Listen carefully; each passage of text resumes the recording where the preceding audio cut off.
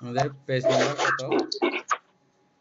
বন্দনা বানতে মঙ্গলক আমাদের 56 বিষয় চক্ষু বিজ্ঞান নিয়ে আবার ইয়া করবেন বলছিলেন।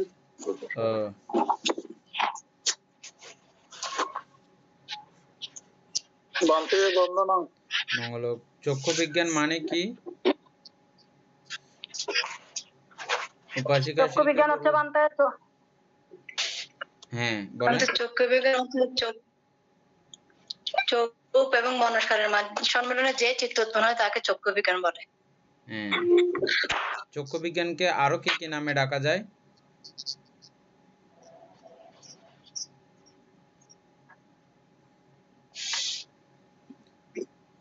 চক্ষু বিজ্ঞান, চোখের চিত্ত, চোখের মন, এগুলো সব একই কথা। হ্যাঁ, চক্ষু বিজ্ঞান, চক্ষু চিত্ত, চক্ষু মন একই কথা এগুলো। হ্যাঁ, যে কোনো একটা বললেও এটা হবে। বিজ্ঞান বললে আমাদের কিরকম একটা বিষয়টা মানে অন্যরকম একটা ব্যাপার দাঁড়িয়ে যায়। বিজ্ঞান, চক্ষু বিজ্ঞান। তারপর চক্ষু চিত্ত বা চক্ষু মন বললে মনটা আমাদের খুব পরিচিত না?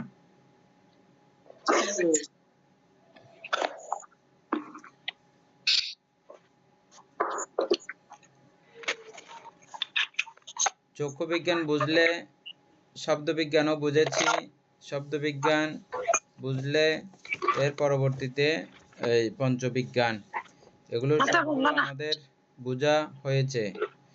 মঙ্গলক আমি বলবো একটু চক্ষু বিজ্ঞানটা। বলেন। ওই চোখের বাস্তু বা আশ্রয় রূপ, আলম্বন, মনস্কার এবং আলোক, এগুলোর প্রত্যয়ের এবং অন্যান্য আরো আছে অন্যান্য এগুলো প্রত্যয়ের সমন্বয়ে যেই বিজ্ঞান উৎপন্ন হয় তাকে চক্ষু বিজ্ঞান বলে। এই চক্ষু বিজ্ঞান উৎপন্ন করতে হলে আমাদের প্রথমে চোখের সাহায্য লাগবে। চোখের মধ্যে আলো, রূপ, মনস্কার এগুলো থাকতে হবে। এগুলো ছাড়া আমরা মানে কেউ কাউকে বাদ দিয়ে আমরা মানে একটার অবর্তমানে আরেকটা উৎপন্ন করা যায় না। এটা একটার অভাবে আরেকটা কথা করা যায় না। সেই জন্য বিজ্ঞানও অনিত্য। বিজ্ঞানও মানে অনিত্য বলতে, আর উৎপন্ন করা যায় না বলে বিজ্ঞানও অনিত্য। এটা প্রত্যয়ের সংযোগে সব মানে একটা চক্ষু বিজ্ঞান উৎপন্ন হয়। চোখের বাস্তু, রূপ, আলো, আলম্বন, মনস্কার এবং আলোক। তো সেই জন্য আর এখানে কেউ মানে উৎপন্ন করতে পারে না বলে এটা হচ্ছে যে অনিত্য। আর যেটা আমরা আমাকে ছাড়া তুমি উৎপন্ন হতে পারবে না বা পারো না, আমি তোমাকে ছাড়া এগুলো করি বলে আমরা এখানে মানে অনাত্মা বলা হয়েছে বান্ধা।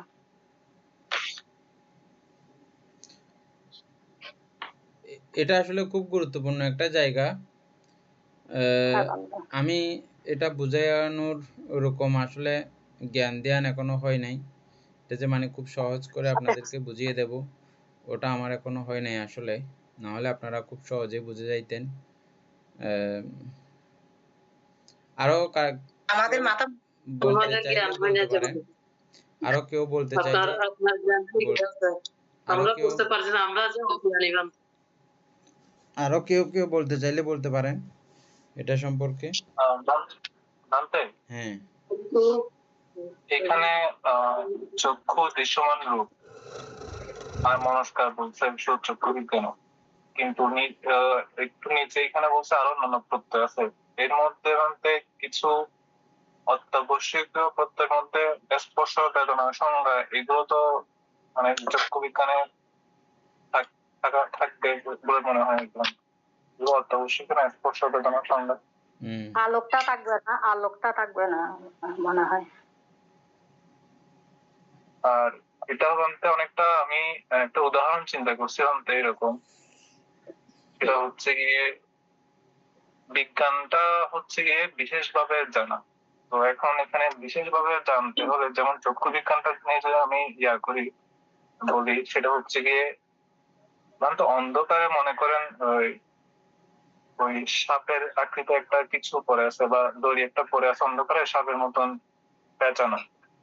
এখন একটু হালকা আলোতে আমি দেখতেছি এটা হয়তো দড়ি হতে পারে বা সাপ হতে পারে, কিন্তু এটা আমি স্পষ্ট ভাবে বা ভালোভাবে জানি না যে কি এটা আসলে কি সাপ নাকি দড়ি।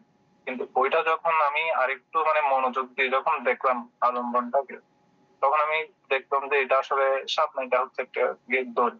তো তখন এই যে আমি আরেকটু মনোযোগ দিয়ে দেখে যেটা আমি আলম্বন সম্পর্কে যে ধারণাটা মানে আমার আরেকটু ডেভেলপ যেটা হয়েছে, ওইটাই তো বিজ্ঞানের মধ্যে পড়তে পারে, তাই না?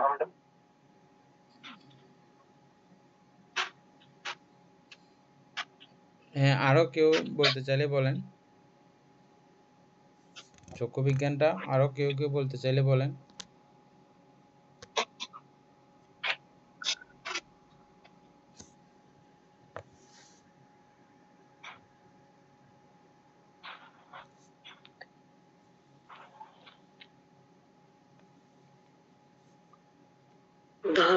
বলতে পারবো না।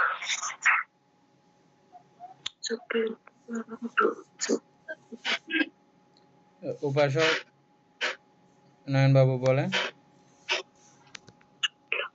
আমি একটু শুনি না, ওরা তো কালকে পড়ছে তো আমি তো পড়ি নাই, ওরা বলুক আমি একটু শুনি না। উপাসক জ্ঞানেশ্বর সিংহ কালকে ছিলেন না? না বান্দা, কালকে ছিলাম না। আচ্ছা, যাই হোক, আমি আবার বলছি।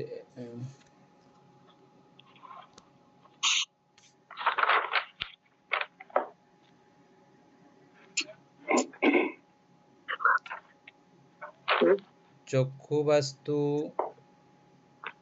এবং রূপ এবং মনস্কার, যদিও বা তিনটি কথাই এখানে উল্লেখ হয়েছে মাত্র, কিন্তু শুধুমাত্র এই তিনটি বিষয়ের মধ্য দিয়ে বিজ্ঞান উৎপত্তি হওয়া সম্ভব না। আরো অনেক বিষয়ের সমুপস্থিত একসঙ্গে এট এ টাইম উপস্থিত না থাকলে এই চক্ষু বিজ্ঞান উৎপন্ন হয় না, হওয়া সম্ভব না। যেমন উদাহরণস্বরূপ আলো। আলোর অবর্তমানে চোখের কোনো গুরুত্ব নাই। একদম গুটগুটে অন্ধকার, তখন চোখের আর কোনো গুরুত্ব নাই। সুতরাং এই আলোক জাতীয়, আলোকের মতো করে এরকম অনেক আরো সাহায্যকারী আছে, সবগুলোর একই সঙ্গে উপস্থিত থাকার প্রেক্ষিতে এই চক্ষু বিজ্ঞান উৎপন্ন হয়। বিজ্ঞান এর অর্থ হচ্ছে যে বিশেষভাবে জানা। তবে এই বিশেষভাবে জানা কথাটা এখানেই কিন্তু শেষ নয়। এরপরে আরো জানা আছে, আরো আছে, আরো আছে, এটার থেকে বিশেষ আরো আছে, এটার থেকে বিশেষ আরো আছে, এটার থেকে বিশেষ আরো আছে। এটা প্রাথমিক বিশেষভাবে জানা। এটাও আমার জানা না হইলে কোনো বিজ্ঞান উৎপন্ন হইতো না। বিজ্ঞান উৎপন্ন হওয়ার কোনো সুযোগ ছিল না। এগুলোর এট এ টাইম, এক সময় একসাথে এদের উপস্থিতি হয়েছে বলেই চক্ষু বিজ্ঞান উৎপন্ন হয়েছে, না হলে উৎপন্ন হতে পারত না। একইভাবে আর চারটাও, কান, নাক, জিহ্বা, কায় বা শরীর, এই বেলাগুলোও সেম। এবার এখানে আমাদেরকে এটাই এই আলোচনাতে আসার কথা না, তবে এখান থেকে বুঝিয়ে বুঝিয়ে নিয়ে যাওয়ার জন্য কথাটা এখানে লেখা হয়েছে। একটি কথা কালকে আপনারা দেখেছেন, খেয়াল করেছেন, এই সামান্য বিজ্ঞান উৎপত্তি হইতেও এতগুলো প্রত্যয়ের সমন্বয়ে সমাহারে এই বিজ্ঞান তৈরি। এই বিজ্ঞানের মধ্যে কারো কি এখানে রাজত্বি করার মতো বা নেতাগিরি কলানোর মতো বা দাদাগিরি কলানোর মতো বা আমি করেছি, এই চিত্ত হওয়ার জন্য আমি ভূমিকা পালন করেছি, আমার ভূমিকাতেই এটাই চিত্ত উৎপন্ন হতে পেরেছে, এরকম কথা, এরকম অভিব্যক্তি প্রকাশ করার জন্য এখানে কোনো চোখ এরকম দাবি করতে পারে? আপনারা না, অবশ্যই পারে বলবেন যে না। পারবে না। বা আলোক বা মনস্কার বা রূপ, এগুলো কেউই এরকম দাবি করতে পারে না। আর আমরা কোনো জায়গা বা কোনো সম্পত্তি বা কোনো কিছুকে আমি এককভাবে ওটার মালিক, এরকম তো আমরা বলি না সব জায়গাতে? মালিক, এটার মালিক আমি, এটা আমারই স্বত্বাধিকারী, বলি না এরকম আমরা সব জায়গাতে? আমাদের যেগুলো জায়গা আর কি, আমাদের জায়গা বলুন, আমাদের জিনিসপত্র, স্থাবর সম্পত্তি, অস্থাবর সম্পত্তি যেগুলো আছে, এগুলোকে আমরা আমাদের বলে দাবি করি তো। কিন্তু করি বলতে। ভালো করে এই বিজ্ঞান এর জায়গা যদি আমরা গবেষণা করে থাকি, দেখে থাকি, তাহলে এখানে কেউ দাবি করতে পারতেছে না। আর আমি বা আমার যে বলি, আমারের জন্ম, আমার নামক অবস্থার জন্ম বা সৃষ্টি বা উৎপত্তি এই সূক্ষ্ম সূক্ষ্ম বিজ্ঞানের যৌথ প্রয়াসে, যৌথ সমন্বয়ে, এই যৌথতা, এক সমবায়তাকে আমরা আলাদা আলাদা করে দেখতে পাই না, বুঝতে পাই না, মনে করি যে এটা একটাই বিষয়। এগুলো প্রত্যেকটা খণ্ড খণ্ড, প্রত্যেকটা আলাদা আলাদা করে আছে। ইদানিং কতগুলো ভিডিও আপনারা হয়তো দেখবেন, খেয়াল করবেন, বাংলাদেশের জাতীয় পতাকা বানায় 10,000 ছেলেবেলে ওখানে একসঙ্গে দাঁড়ায়, ওদের পোশাকগুলো, কারো কারো পোশাক লাল, মাথাতেও লাল কাপড় থাকে, ওরা ঠিক মাঝখানে দাঁড়ায়, আর বাকিগুলো সবুজ। এরা সবগুলো এই সবুজগুলো সবুজ জায়গাতে নির্দিষ্ট একটা বৃত্তের মধ্যে গিয়ে দাঁড়ায়। সবাই যখন একত্রে সমন্বিত হয়, এটা উপর থেকে দূর থেকে দেখতে এটা পতাকা বলে মনে হয়। আবার এগুলো যখন ছড়িয়ে ছিটিয়ে একাকার হয়ে যাবে, সেখানে আর পতাকা নামক কোনো কিছু নাই। ঠিক একইভাবে আমাদের এই চিত্ত বা বিজ্ঞানের যৌথ সমন্বয়কে আমরা ভুল বা ভ্রম আমাদের উৎপন্ন হয়, এটা একক কোনো একটা জিনিস, কোনো একটা বিষয়, এটার মধ্য দিয়ে আমরা এটা করতে পারি, সেটা করতে পারি, অমুক করতে পারি, সমুক করতে পারি, হ্যাঁ, আমাদের এটা নিয়ে একটা আস্ফালন তৈরি হয়ে যায়। কিন্তু এই প্রকৃত তথ্য জানতে গিয়ে, বুঝতে গিয়ে দেখা যাচ্ছে যে আসলেই এগুলো তো সব এই জায়গাগুলোর মধ্যেও কেউ আমি বলার মতো, আমার বলার মতো অবস্থা এরা কেউ রাখে না। আর এগুলোকে কেন্দ্র করে আমি কিভাবে ভুল ভালভাবে এই কথাগুলো বলতেছি, এটা আমাদেরকে একদম প্রথম চিহ্নিত করাচ্ছে অনাত্মা জ্ঞান সম্পর্কে। একদম প্রথম এই চিহ্নিত করা হচ্ছে আমাদেরকে, মানে চিহ্নিত করিয়ে শুরু করতেছে এটা, এখনো শুরু এই বইয়ের। হ্যাঁ, তারপরে এটা প্রতি ক্ষণে ক্ষণে এটার পরিবর্তন হয়ে যাচ্ছে। এটা যে মুহূর্তে বিজ্ঞান এর পরবর্তী মুহূর্ত সম্প্রতীচ্য, বিজ্ঞান থেকে যখন সম্প্রতীচ্যে প্রবেশ করলো, সম্প্রতীচ্য রূপ ধারণ করলো, তখন আর বিজ্ঞান নাই, তখন এটা পাল্টে গেছে। যেমন পানির মধ্যে, নদীর মধ্যে বা সাগরের মধ্যে আপনার ঢেউ দেখেছেন, একটা ঢেউয়ের ধাক্কায় আরেকটা ঢেউয়ের তৈরি। পিছনের ঢেউকে সামনের ঢেউ এরকম বলা যাবে? আগের ঢেউ, এটা ঢেউ ধাক্কা দিয়ে এটা নষ্ট হয়ে গেছে, আর একটা সৃষ্টি করে গেছে। তবে এই ঢেউ ছাড়া দ্বিতীয় ঢেউও সৃষ্টি হয়নি। এভাবে ঢেউয়ের তরঙ্গ এটা চলতে থাকে। এটা ওটা নয়, ওটা এটা নয়। দুধ থেকে দই তৈরি হয়। দই, দইকে কখনো আমরা দুধ বলতে পারি না। হ্যাঁ, ওটা অস্বীকার করতে পারি না আমরা, দুধ থেকেই এই দইয়ের সৃষ্টি হয়েছে, এটা আমরা অস্বীকার করতে পারি না, এটা বাধ্যগত মানতেই হয়। কিন্তু দইকে আর কখনো আপনি দুধ বলতে আর পারতেছেন না। তাহলে এটা অনিত্য হয়ে গেছে না? ঠিক একইভাবে এই বিজ্ঞান এর একটুক্ষণ একচিত্তক্ষণ পরিবর্তিত হয়েছে মাত্র, এটা সম্প্রতীচ্য হয়ে গেছে। সম্প্রতীচ্য বিজ্ঞান আর বিজ্ঞান একই কথা না, একই জিনিস না, এর রূপ পাল্টিয়ে ফেলেছে। এই অনিত্য অনিত্য হয়ে গেছে, আর নিত্য নাই। এই বিজ্ঞানের মধ্যে আর সীমাবদ্ধ সে নাই, তার মানে এটা অনিত্য হয়ে গেছে। এবং ওই অংশটা পুরো মারা গেছে, ওই অংশটা পুরো মারা গেছে। তবে মারা গিয়ে তার বিজ্ঞানের যে অর্জন, বিজ্ঞানের যে অস্তিত্ব তৈরি হয়েছে, ওই অস্তিত্ব সম্পূর্ণটা, শক্তি সম্পূর্ণটা সম্প্রতীচ্যকে দিয়ে মাত্র ও মারা গেছে। বুঝছেন? এই জন্য বলা হচ্ছে যে এটা অনিত্য। আর এত প্রত্যয়ের সমন্বয়ে তৈরি হয়েছে বলে কেউ যেহেতু মালিক বলে দাবি করার মতো পাচ্ছে না, সেজন্য অনাত্মা।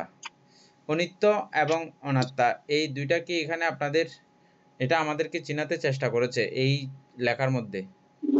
আমি প্রথম কালকে চিন্তা করলাম এই জায়গাতে কেন এটা চলে আসলো, এটা তো অনেক পরে আসার কথা আরো। কারণ আমাদেরকে চেষ্টা করতেছে এই শুরু থেকেই যেন এই জিনিসটা চিনতে চিনতেই আমরা যাই, যে কারণে আমাদের এই বইটি পড়া, শুরু থেকেই যেন চিনতে চিনতে আমরা যাই। এই জন্য আপনাদের এটাকে এমনি কালকেও বুঝেছেন, আজকে আমি আবার বলেছি, আশা করি বুঝতে পেরেছেন। না বুঝলেও বারবার এটা রিপিট করবেন আরো। এটা যতক্ষণ পর্যন্ত এটা মানে বোঝা হয় না, ততক্ষণ পর্যন্ত মজা পাওয়া যায় না। যেহেতু আমাদের এটা ইয়েতে থাকবে, নেটের মধ্যে থাকবে, ইউটিউবে থাকবে, আপনারা আবার চাইলে বারবার দেখে নিতে পারবেন। এই কথাটা জাস্ট এই জায়গাটা।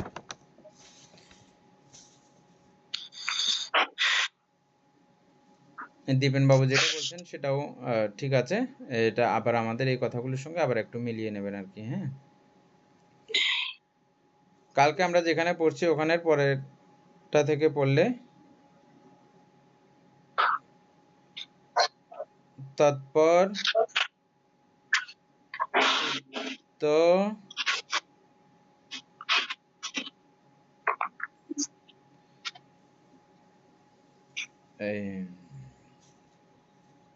দীপেন বাবু পড়েন।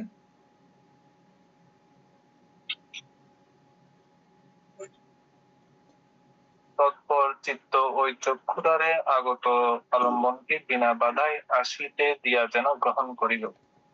চিত্তের এই নিষ্ক্রিয় গ্রহণ কার্যটি সম্প্রতীচ্য, এবং এই সম্প্রতীচ্য কার্য সম্পাদনকালীন চিত্তের অবস্থায় সম্প্রতীচ্য চিত্ত। হ্যাঁ, তার এই সম্প্রতীচ্য বিষয়টা একটু আমরা বুঝে নিই। বিজ্ঞানের দ্বিতীয় অবস্থা বা দ্বিতীয় পরিবর্তিত অবস্থা, আরেকটু ডেভেলপ অবস্থা, আরেকটু উন্নত অবস্থা হচ্ছে যে সম্প্রতীচ্য। সম্প্রতীচ্য কাকে বলতেছে?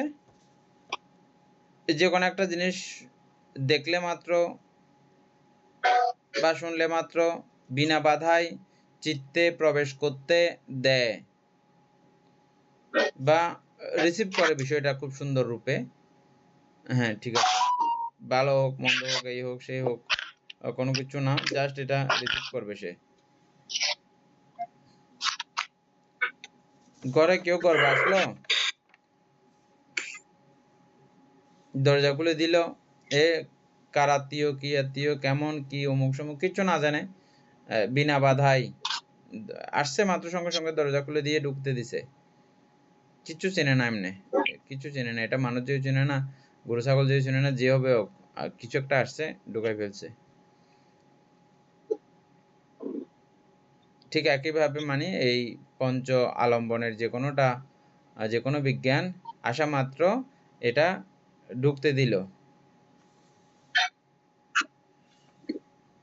এটাকেই বলা হচ্ছে সম্প্রতীচ্য।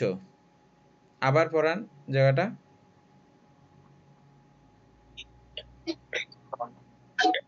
তৎপর চিত্ত ওই চক্ষু দ্বারা আগত আলম্বনকে বিনা বাধায় আসিতে দিয়া যেন গ্রহণ করিল।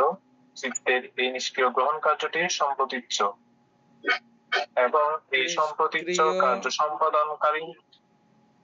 নিষ্ক্রিয় শব্দটা একটু চিনে নি। নিষ্ক্রিয় হচ্ছে যে তখন চিত্তের কোনো কাজ নাই, কোনো কাজ করতেছে না চিত্ত, কোনো কাজ না করে এমনিতেই ঢুকতে দিল। চিত্তের কাজ কি? চিত্তের কাজ হচ্ছে যে এ লোভ দেশ মোহের সঙ্গে এই আলম্বনকে জড়িত করা, বা এটাকে আমি কিভাবে কাজে লাগাবো, কি কি হতে পারে এটা দিয়ে, এ জাতীয় অনেক কিছু আমরা একটা বিষয় নিয়ে ভাবি তো, চিন্তা করি তো, নাকি করি না? যখন চিন্তা করি এগুলো নিয়ে, যখন ভাবি, যখন এগুলো নিয়ে আমাদের আলোচনা গবেষণা হয়, তখন চিত্তের এটা সক্রিয় অবস্থা। এটা এখনো সক্রিয় অবস্থাতে যেতে পারে নাই, এটা নিষ্ক্রিয় অবস্থা। এখনো চিত্ত কার্যক্ষমতা সম্পন্ন কাজে মনোযোগী হয়নি, এখনো ওই জাতীয় করে, অর্থাৎ অহেতুকভাবে এখনো আছে, নিষ্ক্রিয়ভাবে এখনো আছে। এটা হচ্ছে যে নিষ্ক্রিয়ভাবে গ্রহণকেই বলা হয় সম্প্রতীচ্য। আবার পড়েন পুরো লাইনটা। চিত্তের এই নিষ্ক্রিয় গ্রহণ কার্যটি সম্পদিচ্ছ। হ্যাঁ, এরপরে এবং এই সম্প্রতিচ্ছ কার্য সম্পাদনকারী চিত্তের অবস্থাই সম্প্রতিচ্ছ চিত্ত।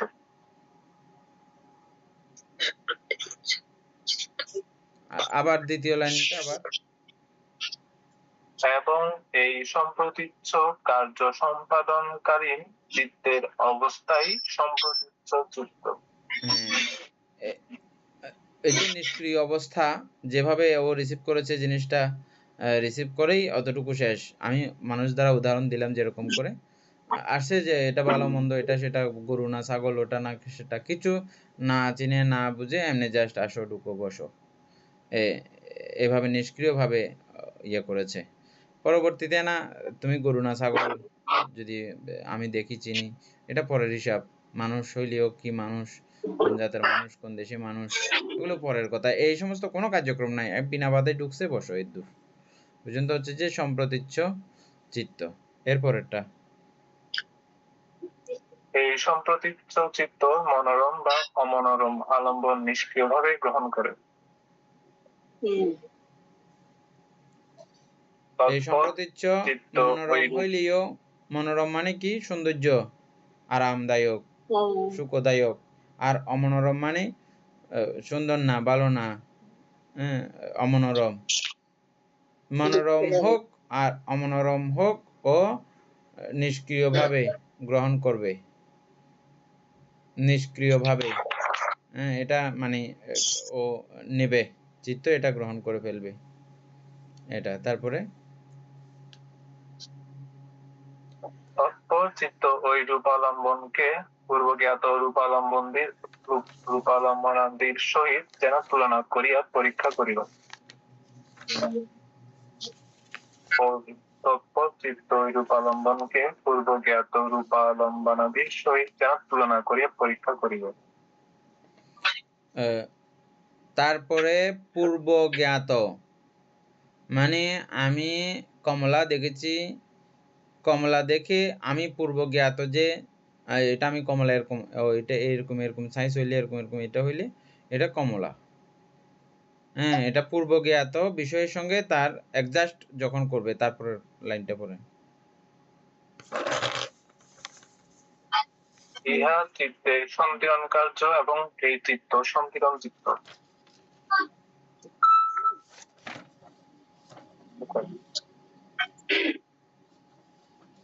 পড়ে যাওয়া না, এটা আবার পড়েন। সন্তিরণ রিপিট বুঝা হয়েছে আপনার? হ্যাঁ, মানে এই যে পরীক্ষা করছে, পরীক্ষা করার কাজটাই হচ্ছে গিয়ে সম্পীড়নের কাজ, আর এই কাজটাকে সম্পীড়ন চিত্ত বলতেছে। পরীক্ষা কেমনে করতে পারলো?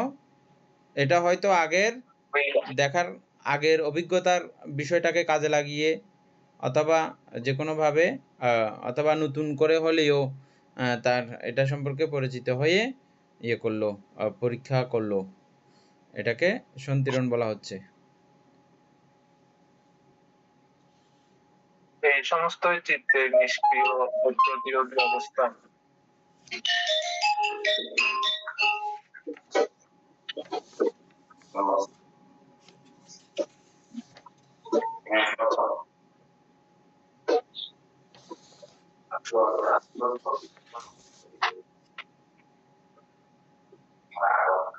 নয়ন বাবু এটা বলেন তো, বুঝাই দেন তো সন্তিরণটা। আগে এটা আমাদের যারা পূর্বে ক্লাস করেছেন তাদের সকলের জানা আছে, আমরা এমনি রিপিট করতেছি যে নতুনদের জন্য। এই সমস্ত চিত্তের নিষ্ক্রিয় ও প্রতিরোধী অবস্থা। এটা একটু আলোচনা করেন ওই সন্তিরণটা। এখানে এই যে নিষ্ক্রিয় এবং প্রতিরোধী অবস্থা, মানে সবাই তো আপনারা আনমিউট করেন নাই তো, আপনাদের পার্সোনাল আওয়াজগুলো আসছে, ডিস্টার্ব হচ্ছে। ডিফেন্সেরা বাকিরা সবাই একটু মিউট করে দিলে ভালো হয়।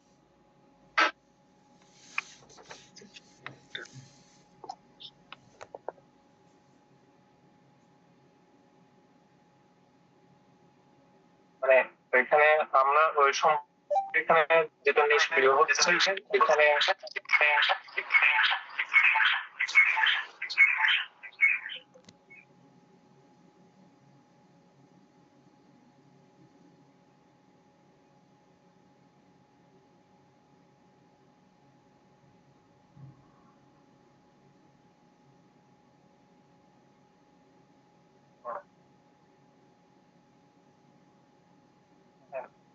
এই সমস্ত ক্ষেত্রে নিষ্ক্রিয় ও প্রতিরোধী অবস্থা। এখানে সঞ্চয়নটাও নিষ্ক্রিয় না, সঞ্চয়নে ক্রিয়া হচ্ছে, কাজ হচ্ছে, কিন্তু এটা বন্ধ করা যায় না বা এটা বাধা দেওয়া যায় না, এরকম অবস্থা বলতেছে আর কি সঞ্চয়ন চিত্তকে। আমাকে একটু আপনি সাহায্য করেন। হ্যাঁ নয়ন বাবু এটা একটু ইয়ে করেন তো।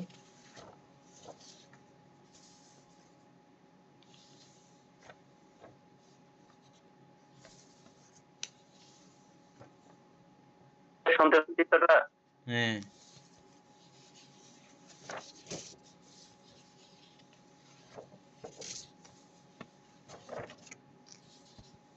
সন্তিরণ চিত্ত হচ্ছে অন্তে যখন সম্প্রতিচ্ছ শেষ করে যখন সন্তিরণে প্রবেশ করবে চিত্ত, তখন আলম্বনকে পরীক্ষা নিরীক্ষা করবে।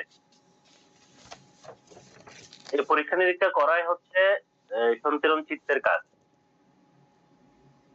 এখানে বলা হচ্ছে এই সমস্তই চিত্তের নিষ্ক্রিয় অপ্রতিরোধী অবস্থা। অপ্রতিরোধী মানে কি? এটার প্রতিরোধ করবে না, এটাকে প্রবেশ করার জন্য বা চিত্তের সাথে আলম্বনের যে পরীক্ষা নিরীক্ষার কার্যক্রম এটাকে প্রতিরোধ করবে না, এটা চলমান থাকবে। আবার বলেন অপ্রতিরোধী মানে কি? অপ্রতিরোধী মানে হচ্ছে বলতে এটা বাধা দিবে না। অপ্রতিরোধী হচ্ছে যে আমি বাধা দিতে চাইলেও কাজ হবে না, এখানে এটা আমার বাধা দেওয়ার ক্ষমতা নাই। আবার দেখেন অপ্রতিরোধী অবস্থা মানে আমি এটাকে চাইলেও বাধা দিতে পারবো না, এটা অটোমেটিক চলে আসবে। দীপেন বাবু আবার লাইনটা রিপিট করেন একটু, নয়ন বাবু খেয়াল করেন ভালো করে। এই সমস্ত চিত্তের নিষ্ক্রিয় ও প্রতিরোধী অবস্থা। নিষ্ক্রিয় এবং অপ্রতিরোধী কার্যক্রম থাকবে না, চিত্তের কোনো কাজও থাকবে না। কাজ বলতে এমনি তো কাজ করতেছে, না হলে এগুলো করতেছে কিভাবে ঘটনা, এই কাজ সেই কাজ না। কাজ বলতে এখানে বুঝতে হবে যে হেতু সংযুক্ত হচ্ছে না, হেতু বিবর্জিত রয়েছে, এখনো হেতুতে যুক্ত হয় নাই। মানে আমি লোভ দেশ মোহ বা অলোভ দেশ মোহ কোনোটা দিয়ে আমি এখনো কি করতেছি না, ওগুলোকে টাচ করতেছি না এখনো চিত্ত। এটা হচ্ছে নিষ্ক্রিয় অবস্থা। এবং অপ্রতিরোধী অবস্থা মানে এটাকে প্রতিরোধ করা আমার দ্বারা সম্ভব না। আমার চোখে এটা দেখার আছে, দেখে যাবে, চোখ খোলা থাকলে এগুলো দেখবে, কান খোলা থাকলে এগুলো দেখবে। কানকে আমি ডিবা দিয়ে রাখতে পারবো নাকি? চোখকে ডিবা দিয়ে রাখতে পারবো না, না এগুলো সম্ভব না। এগুলো অপ্রতিরোধী অবস্থা, এগুলো অটোমেটিক অনায়াসে চলে আসবে আমার কাছে।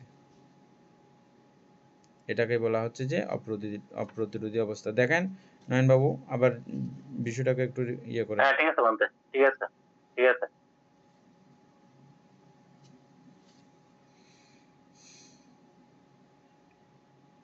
এরপরে আমি একটা উদাহরণ দিচ্ছিলাম। হ্যাঁ জানতে আমি একটা উদাহরণ দিয়েছিলাম চক্ষু বিজ্ঞানে, সেটা তো মনে হয় ভুল হয়েছে এখানে। এই যে সন্তিরণের সম্পত্তির যে ইয়াটা আছে সংজ্ঞা, ওইটার সাথে মিলতেছে। হুম, অসুবিধা নাই, আর পরে ঠিক হয়ে যাবে। আরো মানে পুরোটা পড়লে ঠিক হয়ে যাবে। আমাদেরও প্রথম প্রথম এরকম ছিল, আমরা যখন পুরোটা গেলাম, পুরোটা যাওয়ার পরেও আবার যখন পাঠ্যান যখন একটু করে বুঝতে গেলাম, তখন বিষয়টা পুরো অন্যরকম রূপ ধারণ করে ফেলেছে। হ্যাঁ, আপনাদেরও ঠিক এমন একটি অবস্থা আসবে। তবে আমাদের পুরো ক্লাসটা, সবগুলো ক্লাস ধৈর্য ধরে করতে হবে। মিনিমাম মনে হয় এই 400টার উপরে মনে হয় ক্লাস হবে। হ্যাঁ, তো এই সবগুলো ক্লাস করলে পরে এটা সম্পর্কে পুরো একটা অভিজ্ঞতা অর্জন করা যাবে। কয়টা ক্লাস হবে আমরা এবারে অবশ্যই গুনে রাখবো।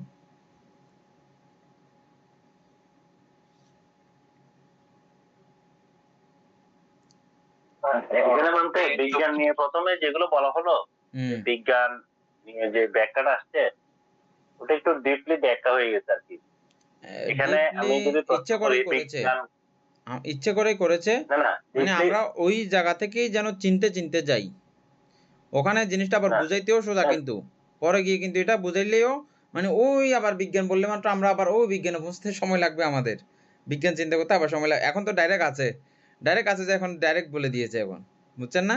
এটা না, পরে আমি কিন্তু বলি বলতে আমাদের একটু কাজে করে। লাগবে পরে, এটা এখন ততটাও নিতে না পারলেও। পরে লাগবেই, হ্যাঁ, কিন্তু বিজ্ঞান কাকে বলে এবং বিজ্ঞান উৎপন্ন হতে কার কার সহযোগিতা লাগে এভাবে যখন বলবে তখন ওই পুরো বিষয়টা আসবে। শুধু বিজ্ঞান কাকে বললে বানতে কিন্তু এই তিনটার কথাই আসবে এখানে। চক্ষু দৃশ্যমান রূপ, চক্ষু দৃশ্যমান রূপ এবং মনস্কারের সম্মিলনে যে চিত্ত উৎপন্ন হবে তাকে বিজ্ঞান বলবে। বিজ্ঞান কি? বিজ্ঞান হচ্ছে চোখের সাথে রূপের প্রথম সম্মিলন বা প্রথম দেখা। প্রথম দেখাতে যেটুকু ধারণা উৎপন্ন হবে ওটাই বিজ্ঞান। প্রাথমিক যে ধারণাটা উৎপন্ন হবে। দীপেন বাবু যেখানে আলোচনা করছিলেন এর পরেরটা। এই চক্ষু বিজ্ঞান সম্প্রতিচ্ছ চিত্ত, সন্তিরণ চিত্ত সমস্তই বিপাক চিত্ত। এখানে আরেকটা কথা চলে আসছে, দেখছেন? আবার আবার রিপিট করেন। এই চক্ষু বিজ্ঞান সম্প্রতিচ্ছ চিত্ত, সন্তিরণ চিত্ত সমস্তই বিপাক চিত্ত। বিজ্ঞান, সম্প্রতীচ্য, সন্তিরণ, এগুলো হচ্ছে যে বিপাক চিত্ত। আমরা বিপাক চিত্ত পড়েছিলাম, এখন আলোচনা করতেছি যে এটা বিপাক চিত্ত। এখন কি আলোচনা করতেছি আমরা? অকুশলের বিপাক চিত্ত আলোচনা করতেছি, তাই তো? দেখেন হেডলাইনটা দেখেন, যেখানে আলোচনা করতেছিলাম এটার হেডলাইন দেখেন।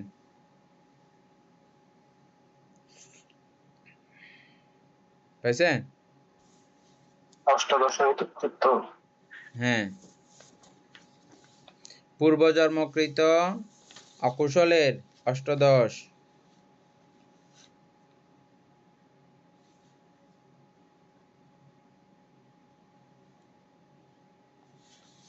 পাইছেন? হ্যাঁ বান্তে ঠিক আছে তো এটা। পড়েন হেডলাইনটা পড়ুন তো, মিতে পড়বো। বান্তে এখানে ওই ত্রিবিধ মূল ভেদে দ্বাদশ প্রকার অকুশল চিত্ত বিভাগ করিয়া প্রদর্শনের পর এখন অহেতুক চিত্ত আলোচনার কালে সেই অহেতুক চিত্তের অন্তর্গত পূর্বজন্মকৃত অকুশল বিপাক ফল বা ফল কিরূপে পরবর্তী জীবনের প্রবর্তনের সময় চিত্তে উৎপন্ন হয় তাহা প্রদর্শিত হইতেছে। এই কথাটার হুম, তাহলে আমরা বিপাক অবস্থা, এগুলো বিপাক দিচ্ছে আমাদেরকে। সেখানে আরেকটা বিষয় ইয়ে আছে,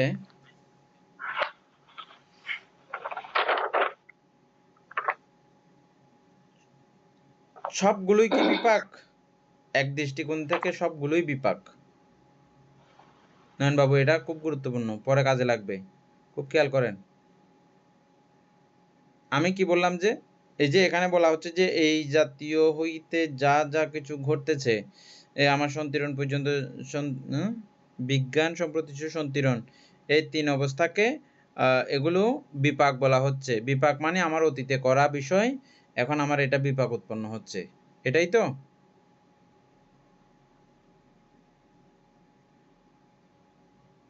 নয়ন বাবু বুঝছেন? না বানতে এটা খুব গুরুত্বপূর্ণ জায়গাটা, হ্যাঁ।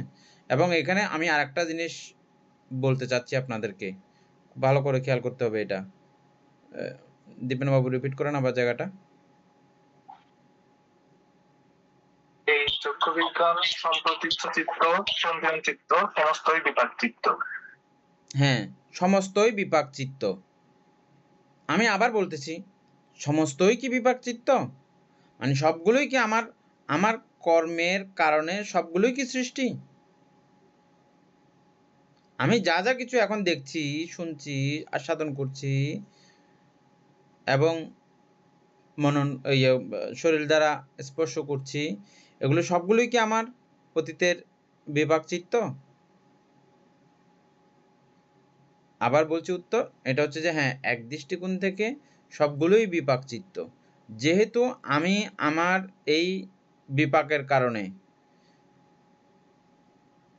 আমি বর্তমান এই রূপকায়া লাভ করেছি, প্রতিসন্ধির সময়ে আমি এই রূপকায়া লাভ করেছি, এবং পরবর্তীতে আমার প্রবর্তনকালের মধ্যে যা যা কিছু উৎপন্ন হচ্ছে, এগুলো সবগুলোই ওটার কারণে, ওটা উৎপন্ন হয়েছে বলেই এটা আমি সব কিছু পাচ্ছি, পেয়ে যাচ্ছি ফ্রিতে। রূপ যেহেতু পেয়ে গেছি একবার, কর্মজ রূপ পাওয়ার পর থেকে এটাই কর্মজ রূপের সঙ্গে যা যা কিছু ঘটবে, যা যা কিছু চলমান, এগুলো কিন্তু সবগুলোই এক দৃষ্টিকোণ থেকে এক অর্থে এগুলো সবগুলো বিপাক এর অন্তর্গত। আবার এই ফাঁকে আরেকটি কথা বোঝাতে চাচ্ছি, সেটা হচ্ছে যে কি, সবগুলোই আমার অতীতের বিপাকের ফলেই সংগঠিত হয়ে যাবে এমন কিন্তু না। বিপাক ছাড়াও আমার অতীতের বিপাক এরকম ছিল না। এত খারাপ শব্দ শোনার জন্য আমার বিপাক ছিল না, কিন্তু বর্তমান পরিবেশ পরিস্থিতি সহ নানাবিধ কারণে, বায়বীয় কারণে হোক, অন্যান্য নরাধম মূর্খ পাগলা মানুষের কারণে হোক, পাগলা জীবজন্তুর কারণে হোক, প্রাকৃতিক বৈষম্যের কারণে হোক, ওইরকম অসংশ্লিষ্ট বিষয় শ্রবণ হয়ে যেতে পারে, যা আমার শোনার কাম্য ছিল না, এটা আমার ভাগ্যে ছিল না, বা আমার বিপাকে এটা ছিল না। না থাকলেও এরকম বিষয়ও এখানে এসে জুটে যেতে পারে। এক অর্থে এটাও ঠিক আছে। আবার যে অর্থে এখানে বলা হচ্ছে এটাও ঠিক আছে। অতটাও বিশদভাবে এখানে কিন্তু লেখা হয় নাই, কিন্তু আপনারা বোঝার সময় বিষয়টা এভাবেই বুঝবেন। না হলে বুদ্ধ ধর্মের মৌলিকতা, বিভাজ্যবাদ বুঝতে আবার সমস্যা হয়ে যাবে। তাহলে একতরফিও হয়ে যাবে, কাম্মাসা কুম্হি, এটা হয়ে যাবে, বুঝছেন? এটা কিন্তু বুদ্ধিজম না। কাম্মাসা কুম্হি এক অর্থে সত্য, আবার এক অর্থে বলা হচ্ছে যে বিভাজ্যবাদী। আমি এখন বললাম যেটা, এটা বিভাজ্যবাদী, ওটাও বললাম, আবার বিভাজ্যবাদীটাও বললাম। বুঝা গেছে বিষয়টা? নয়নবাবু ক্লিয়ার? এখানে পূর্বজন্মকৃত বিপাক, মানে এই চিত্ত এই অবস্থায়, মানে এই বিজ্ঞান, চক্ষু বিজ্ঞান বা মানে বিজ্ঞান সম্প্রতীচ্য সন্তিরণ চিত্ত দ্বারা যে কর্মগুলো সম্পাদিত হয়েছে,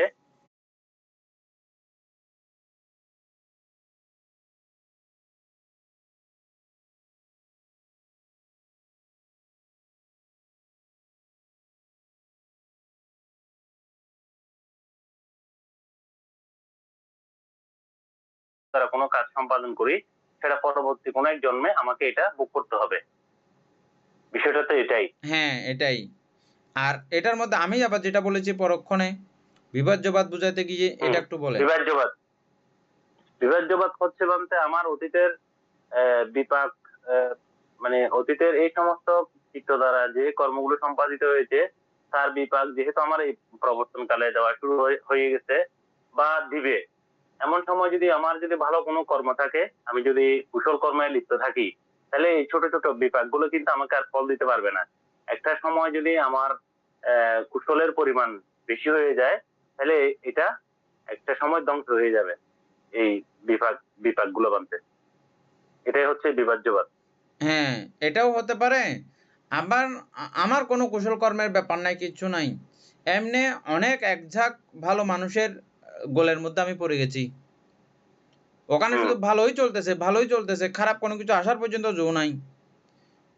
এই না। পর্যায়ে পরিস্থিতির কারণে, হ্যাঁ, তারপরে এখানে এই পর্যায়ে পরিস্থিতি হয়ে যাবার কারণে, যেমন আমি একটা উদাহরণস্বরূপ বলি, 1000 মানুষ আছে, এখানে প্রত্যেকেই আপনার খুব সমৃদ্ধশালী, প্রত্যেকের বাড়ি এসি বাড়ি, তারপরে এখানে একটা মানুষ গরিব পড়ে গেছে, ওদের ঘরে এসি লাগাইতে পারতেছে না। 1000 সবাই চিন্তা করলো যে আমরা 1 টাকা 1 টাকা করে দিই চল ওকে, তো খুব অভাবে পড়ে আছে, হ্যাঁ, ওকেও টানি টুনিয়া কি করে ফেলে, ওদের সবার ভালোতার কারণে, সবার মৈত্রিতার কারণে, সবার পুণ্যপারমিতার কারণে ওই একজনও ব্যতিক্রমভাবে থাকতে পারে না, অনেক সময় এর পুণ্য ওকেও সাপোর্ট করে নেয়। হ্যাঁ, তবে হ্যাঁ, এটা পাওয়ার জন্য ওর শক্তিও প্রয়োজন আছে। সেক্ষেত্রে ওর কুশল কর্ম, হ্যাঁ, কুশল কাজে তাকে কুশল থাকতে হবে, ভালো হইতে হবে। এটা যেমন ভালোর দিকে হয়েছে, আবার খারাপের দিকেও এই বিষয়টা হতে পারে, হইতে পারে, যে কোনো দিকে হতে পারে। তো সেই জন্যই বললাম যে এক দৃষ্টিকোণ থেকে এটা সম্পূর্ণ আমার কর্মের কারণে এগুলো সব এই এই পর্যন্ত সন্তিরণ পর্যন্ত এটা বিপাক অবস্থা, এটা আমার অটোমেটিক ভাবে হচ্ছে, এটা আমি আটকাইতে পারি না, আটকানো যায় না। আবার ওই অপোজিট সাইডের কথাও বললাম। আচ্ছা ঠিক আছে, এর পরেরটা।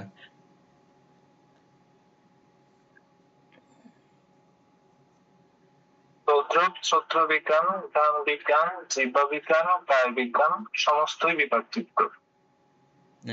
তদ্রূপ ভাবে একই কথা, সন্তিরণ শ্রোত্র বিজ্ঞান মানে হতে শুরু করে, মানে যাবতীয় আর সবগুলো অ্যাড আছে আর কি, অ্যাড হবে এটার সঙ্গে। তারপরে ইহা জীবনের নিষ্ক্রিয় অংশ, ইহার উপর আমাদের কোনো আধিপত্য নাই। এটা জীবনের নিষ্ক্রিয় অংশ, এখানে আমাদের কোনো আধিপত্য চলবে না, কোনো খবরদারি চলবে না, ও ওর মতো কাজ করে যাবে। কে? বিজ্ঞানের মতো কাজ করে ফেলবে, তারপরে সম্প্রতির মতো করবে, সন্তিরণ মতো করবে, এগুলো আমাদের কারো হাত নাই, আমরা চাইলে আটকাইতেও পারি না এটা। তারপরে বহির্জগৎ হইতে এই ছাপ নিরন্তর চক্ষাদি পঞ্চদ্বারে পতিত হইয়া বিপাক চিত্ত উৎপন্ন করিতেছে। আবার বহির্জগৎ হইতে এই ছাপ নিরন্তর চক্ষাদি পঞ্চদ্বারে পতিত হইয়া বিপাক চিত্ত উৎপন্ন করিতেছে। নয়ন বাবু এটা একটু ইয়ে করেন।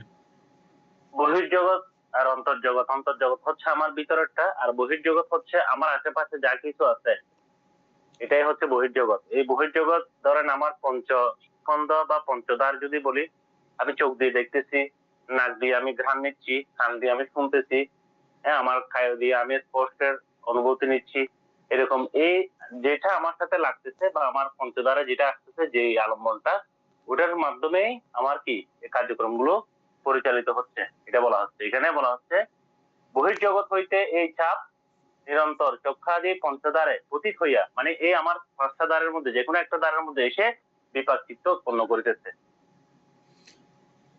এনে ঠিক এই জায়গাটা একটু ইয়ে করেন, আলোচনা করেন।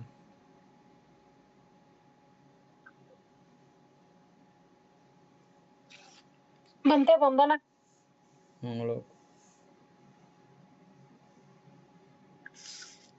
এটা বহির্জগৎ হইতে এই ছাপ নিরন্তর চক্ষাদি পঞ্চদ্বারে পতিত হইয়া বিপাক চিত্ত উৎপন্ন করিতেছে।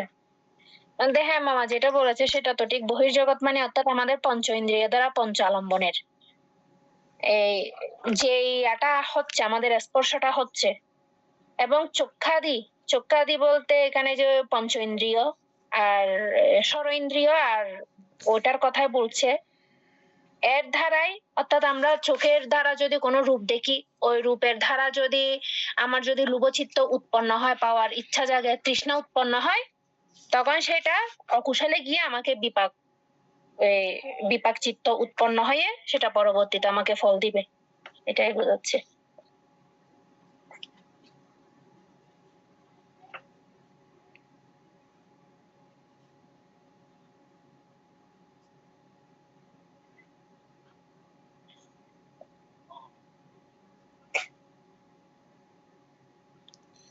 ইহা জীবনের নিষ্ক্রিয় অংশ, ইহার উপর আমাদের কোনো আধিপত্য নাই। বহির্জগৎ হইতে এই ছাপ নিরন্তর চক্ষুয়াদি দ্বারে পতিত হইয়া বিপাক চিত্ত উৎপন্ন করিতেছে। বিপাক চিত্ত উৎপন্ন করিতেছে। আরেকটা কথা রয়ে গেছে এখানে,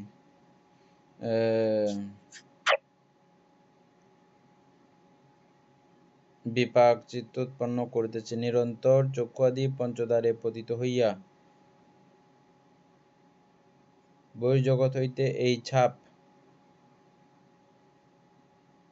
নিরন্তর পঞ্চদ্বারে পতিত হইয়া। প্রতিনিয়ত বানতে প্রতিনিয়ত আমার পঞ্চদ্বারে বিভিন্ন এই যে পঞ্চ আলম্বন আমার এই পঞ্চদ্বারে এসে আমাকে বিভিন্ন ভাবে বিপাক চিত্ত উৎপন্ন করার সহযোগিতা করতেছে বা উৎপন্ন করতেছে। এখানে এটা আসছে শুধু কুশল অকুশল হইতে পারে, এটা কুশল হইতে পারে না মানতে, অকুশল হইতে পারে, কুশল হইতে পারে। মানতে এটা শুধু তো অকুশলের দিক, এখনো তো আমরা কুশলের মধ্যে যাই নাই, এটা হচ্ছে অকুশলেই। অকুশলের, হ্যাঁ ঠিক আছে, অকুশল হইলে অকুশল শুধু উৎপন্ন হবে এখানে। ইহা জীবনের নিষ্ক্রিয় অংশ, এদূর ঠিক আছে। ইহার উপর আমাদের কোনো আধিপত্য নাই, এটাও ঠিক আছে। বহির্জগৎ হইতে এই ছাপ নিরন্তর চক্ষুয়াদি পঞ্চদ্বারে পতিত হইয়া বিপাক চিত্ত উৎপন্ন করিতেছে। আমাদের আগের সঞ্চিত যে বিপাক বা জমাকৃত ব্যাপারগুলো রয়েছে, এখানে এই পঞ্চবিধ আলম্বনের সাহায্যে এই বর্তমানে বিপাক উৎপন্ন করে যাচ্ছে। এদূর পর্যন্ত।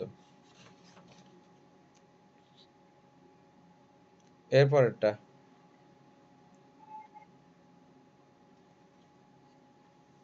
এটা কিভাবে বানতে বিপাক উৎপন্ন করে, মানে অতীতের কৃতকর্ম অনুসারে কি বিপাক চিত্ত উৎপন্ন হচ্ছে, নাকি বিপাক হইলে তো ফল ভোগ করবে? আপনি যেটা বলতেছেন অতীতের যদি করে থাকে সেটাতে আমি এখানে এই প্রবর্তনে ফল ভোগ করব। কিছুক্ষণ আগে আমি যে কথাটা বলেছিলাম, এটা এক কথাতে এখানে শেষ না, এটার পরের কথাও আমি আগে বলে দিয়েছি আর কি। এটা কথাটা এমনি পরে আসবে না, এই বইতে পুরোটা বইতেও এই বিষয়টা কিন্তু আসা নাই। মানে বিভাজ্যবাদের পুরো বিষয়টা এটা আসা নাই এই বইয়ের মধ্যে তেমন। এ নিয়ে আসছে কি আমাদের পুরো অভিধান মত সংগ্রহের মধ্যে এই বিভাজ্যবাদের কোনো কথা, বিভাজ্যবাদ সংক্রান্ত কোনো বিষয় আসছে কি?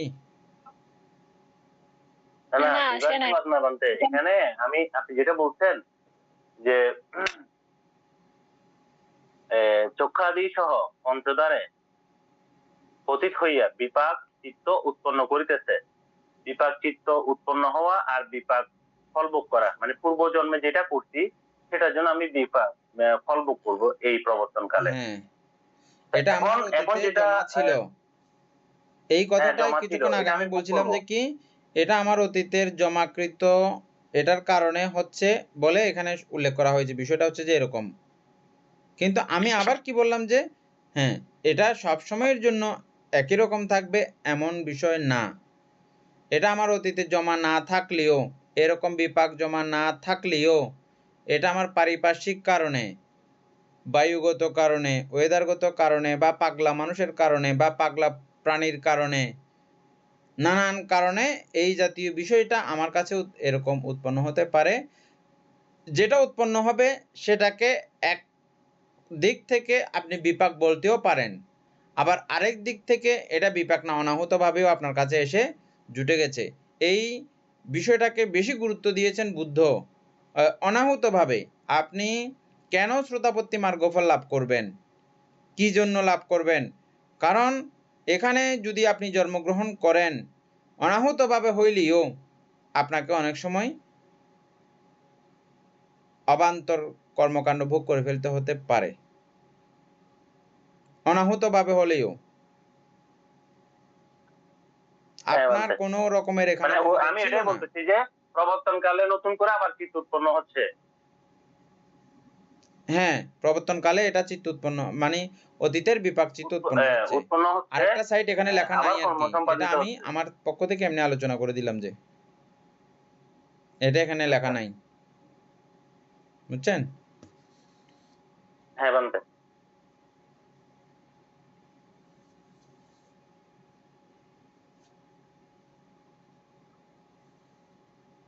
এরপরে একটি প্রস্ফুটিত গোলাপ ফুল যেন চক্ষুপথে পতিত হইল, চিত্ত তৎপ্রতি আবর্তিত হইয়া জানিল যে চক্ষুর কাজ হইল অন্য ইন্দ্রিয়ের নহে, ইহা চক্ষু বিজ্ঞান। তৎপর চিত্ত গ্রহণ করিল, ইহা সম্প্রতিচ্ছ চিত্ত, উহাকে গোলাপ ফুল বলিয়া চিনিল, ইহা সংকিরণ চিত্ত। এই পর্যন্ত চিত্ত ওই ফুলের প্রতি নিষ্ক্রিয় অবস্থাপন্ন,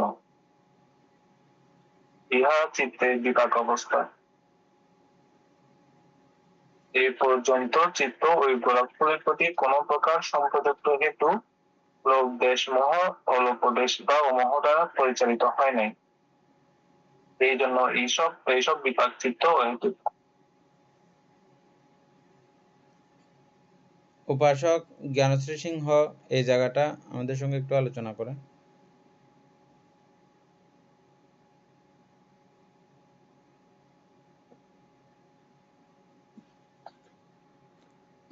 একটি প্রস্ফুটিত গোলাপ ফুল যেন চক্ষু পথে পতিত হইল, চিত্ত তৎপ্রতি আবর্তিত হইয়া জানিল যে চক্ষুর কাজ হইল অন্য ইন্দ্রিয়ের নহে, ইহা চক্ষু বিজ্ঞান। ভান্তে সেটা তো গোলাপ ফুলের সাথে যেমন রূপ, গোলাপটা একটা রূপের সাথে চক্ষুর মানে সংযোগ ঘটলো, তো এখানে তো শুধু চক্ষুরই কাজ, তো এর জন্য বলা হচ্ছে যে চক্ষু বিজ্ঞান। তৎপর চিত্ত উহা গ্রহণ করিল, তারপর গিয়ে চিত্ত গ্রহণ করলো, ইহা সম্প্রতিচ্ছ চিত্ত। যেই গ্রহণ করলো চিত্ত সেটাকে সম্প্রতিচ্ছ বলছে। উহাকে গোলাপ ফুল বলিয়া চিনিল, ইহা সন্তীরণ চিত্ত। তারপর চিত্ত বিবেচনা করে দেখলো যে না এটা গোলাপ ফুল, ওই বিবেচনাটা করলো যে এটা সন্তীরণ চিত্তে। এ পর্যন্ত চিত্ত ওই ফুলের প্রতি নিষ্ক্রিয় অবস্থাপন্ন, ইহা চিত্তের বিপাক অবস্থা। এই পর্যন্ত সন্তীরণ পর্যন্ত চিত্তের নিষ্ক্রিয় অবস্থা ছিল, তো এইটাকে বলছে চিত্তের বিপাক অবস্থা। বিপাক অবস্থা। এই পর্যন্ত চিত্ত ওই গোলাপ ফুলের প্রতি কোন প্রকার সম্প্রযুক্ত হেতু, লোভ দেশ মোহ, লোভ অদেশ বা অমোহ দ্বারা পরিচালিত হয় নাই। হ্যাঁ, এখানে কোনো হেতু যুক্ত চিত্ত সংগঠিত হয় নাই, ওইটাই বলছে। এই জন্য এসব বিপাক চিত্ত অহেতুক। সন্তীরণ পর্যন্ত আমাদের এই চিত্তটা অহেতুক বলছে, কিন্তু তৎপর যখন ওই ফুলটি পাইবার বা না পাইবার উপভোগের বা অনুপভোগের ইচ্ছা জন্মে, তখন চিত্তের সক্রিয় অবস্থা বা কর্মাবস্থা উৎপন্ন হয়, হেতু সংযোগ হয়। এই রূপে এইসব বিপাক চিত্ত অহেতুক। এই জায়গাটা একটু আমার অমিতা বড়ুয়া, এটা আপনার পড়া ভালো করে, এই প্যারাটা শুধু এতক্ষণ যা আমরা পড়ে আসছি এই প্যারার মধ্যে যাবতীয় পুরোটা আছে সংক্ষেপে। হ্যাঁ, এটা আপনার পড়া ভালো করে শিখবেন। শিল্পী বড়ুয়া এটা ভালো করে শিখবেন, এই জায়গা ঠিক এই জায়গাটা। হ্যাঁ, তারপরে নয়ন বড়ুয়া এটা সুন্দর করে বুঝিয়ে গুছিয়ে আলোচনা করেন একবার, এবং লাস্টে আমাদের এনি বড়ুয়া, সবাই বুঝে মতো করে আপনারা দুজনে দুইবার আলোচনা করবেন রিপিট করে। হ্যাঁ, যেন আমিও বুঝতে পারি বিষয়টা সুন্দর করে। দ্বিতীয়বার হলে আমরা শিখে যাব সুন্দর করে। পুরো এতক্ষণ যা যা আমরা পড়ে আসছি পুরো আছে এখানে। আপনাদের সহজ হওয়ার জন্য আরেকটা বিষয় আমি ক্লিয়ার করতে চাই। এটা আমাদের আগে কখনো এভাবে হয়নি, আমি এখন নতুন করে বলতেছি। এখন আমি যদি প্রথমে গোলাপ ফুল বলে ফেলি, এটাতে একটু ব্যাপার আছে। গোলাপ ফুল আমি তো এখনো গোলাপ ফুল চিনি নাই, এটা একটা কিছু একটা রূপখণ্ড, এটা একটা রূপখণ্ড। হ্যাঁ এরপর থেকে যাবতীয়টা আলোচনা করেন। এখানে এখানে বান্ধে এই লেখাটা একটু করে মিস্টেক হয়ে গেছে হুম আমার মনে হচ্ছে আর কি। একটি প্রস্ফুটিত ফুল পর্যন্ত ঠিক আছে, গোলাপ বলে ফেললে বান্ধে এটা সঞ্চারণ হয়ে গেছে। ফুল বললেও ব্যতিক্রম আছে। প্রস্ফুটিত ফুল বললেও ইয়া হবে না আমার দৃষ্টিকোণ থেকে। আমার দৃষ্টিকোণ থেকে একটা রূপখণ্ড, এটা একটা রূপখণ্ড। আমার এই রূপটা চোখে দেখা মাত্র রূপের সঙ্গে চোখের সঙ্গে মনস্কারের সঙ্গে একভূত হলে রূপ দেখেছে চোখে, ওটা পর্যন্ত চক্ষু বিজ্ঞান, এত পর্যন্ত। হ্যাঁ, চক্ষু বিজ্ঞান। এর আর কিছু চক্ষু বিজ্ঞানের মানে অন্তর্গত আর কোনো কিছু নাই এটা। হ্যাঁ নাই, কন্টিনিউ করেন। তাহলে আমাদের আমার চোখের মধ্যে বা আমার চোখের দৃষ্টিতে একটা ফুল আসলো, আসার পরে এটা আমার তৎপরবর্তী আবর্তিত হয়ে আর জানি না যে এটা চক্ষুর কাজ। মানে আমি দেখার পরে এটা আমি বুঝতে পারলাম যে আমার চোখের কাজ হয়ে গেছে, একটা জিনিস দেখতে পাচ্ছে বা রূপের সাথে আমার চোখের সম্পর্ক স্থাপন হয়েছে। এরপরে বলা হচ্ছে এখানে তৎপর চিত্ত ইহা গ্রহণ করিল। তখন দেখার পরে যখন আমার চিত্তের মধ্যে এটা চিত্ত মনস্কারের সাথে সংযুক্ত হইল, তখন মানতে এটা আমার সম্প্রচিত্ত হইল, সম্প্রচিত্ত চিত্তের উৎপন্ন হইল। উহাকে গোলাপ ফুল বলিয়া চিনিল। ওই রূপখণ্ডকে যখন এটা গোলাপ ফুল বা অন্য কোনো একটা ফুল, নির্দিষ্ট একটা ফুল যখন বিবেচনা করলো, তখন এটা আমার সন্তিরণ চিত্ত উৎপন্ন হইল বা সন্তিরণ চিত্তের কাজ সম্পাদিত হলো। এ পর্যন্ত চিত্ত ওই ফুলের প্রতি নিষ্ক্রিয় অবস্থাপন্ন ছিল। এতক্ষণ পর্যন্ত ওই রূপখণ্ড আমার বিজ্ঞান, সম্প্রতীচ্য এবং সন্তিরণ পর্যন্ত যখন শেষ করে আসতেছে, ততক্ষণ পর্যন্ত আমার চিত্ত কিন্তু এটা নিষ্ক্রিয় ছিল, এটার কোনো কাজ ছিল না। এরপরে যখন ইহা চিত্তের বিপাক অবস্থা, এই পর্যন্ত চিত্ত ওই গোলাপ ফুলের প্রতি কোন প্রকার সম্প্রযুক্ত হেতু লোভ দেশ মোহ অলোভ অদেশ অমোহ দ্বারা পরিচালিত হয় নাই। এ পর্যন্ত চিত্ত কোনো হেতু দ্বারা প্রভাবিত হয় না বা সম্প্রযুক্ত না হয়ে এ পর্যন্ত চলে আসছে। এই জন্য এসব বিপাক চিত্ত অহেতুক। কিন্তু তৎপর যখন ওই ফুলটি পাইবার বা না পাইবার ও উপভোগের বা অনুপভোগের ইচ্ছা জন্মে, তখন চিত্তের সক্রিয় অবস্থা বা কর্ম অবস্থা শুরু হলো। যখন ওই ফুলটা আমার খুব সুন্দর লাগছে, ওইটা ফুলটা আমি নিব, তাহলে এটা আমার চিত্তের কাজ শুরু হয়ে গেছে। বা ওই ফুলটা আমার দরকার নাই, ওটা আমার লাগবে না, এটা যদি বলি, তখনও কিন্তু আমার চিত্ত কাজ করতেছে, আমার চিত্তের কার্যক্রম শুরু হয়ে গেছে।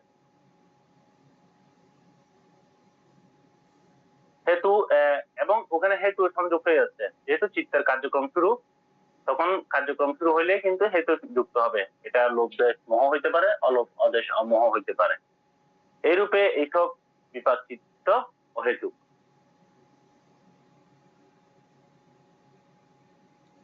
হ্যাঁ এনি বলেন।